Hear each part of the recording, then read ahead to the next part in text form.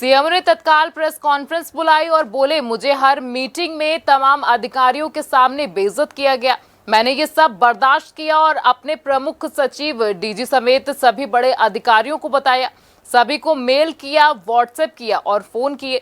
CMO बोले, मैंने बताया कि सबके सामने उनको जलील किया जाता है और जाति सूचक शब्दों और गंदे लफ्जों का प्रयोग किया जाता है। उनको सार्वजनिक तौर पर सस्पेंड करने की धमकी दी जाती है।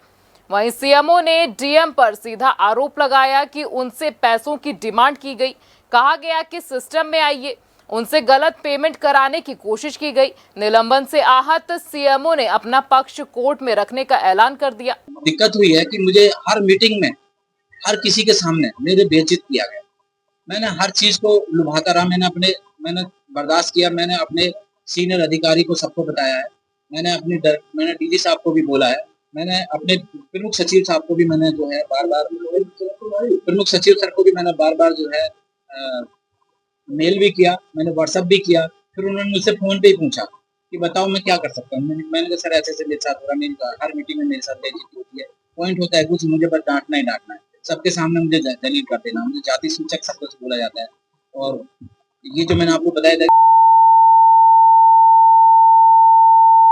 सस्पेंड करा दूंगा, ये तो कॉमन सी लैंग्वेज थी। और इस तरह से मुझे बार-बार जो है मुझे ये भी दबाव दिया गया कि या तो आप सिस्टम में आओ। मैं देखिए आपसे आज बता रहा हूँ क्योंकि मैं वो छुपा रहा था। मुझसे बार-बार डिमांड की गई, मैंने नहीं कर पाया तो मैं क्या करूँ, कहाँ से करूँ? क्योंकि जो जेएम फार्मा थी, जेएम फार्मा का ही तो रुका हुआ था। बाकी मैंने किसी का पेमेंट नहीं रोका है। जिसका जो पेमेंट लीगल था उसका हुआ है। इसका इसलिए रुका है कि इसने 1,30,47,000 का सामान आया था, 30 लाख का सामान ही नहीं आया था। अगर मैं डर के मारे हबड़-दबड़ में उस समय वो बिल लगा के पेमेंट कर देता तो 30 लाख का सामान थोड़ी आता, बस बिल पेमेंट हो जाता, बिल तो लगे हुए थे। अगर मैं वहाँ जाके चेक नहीं करता तो यही होता।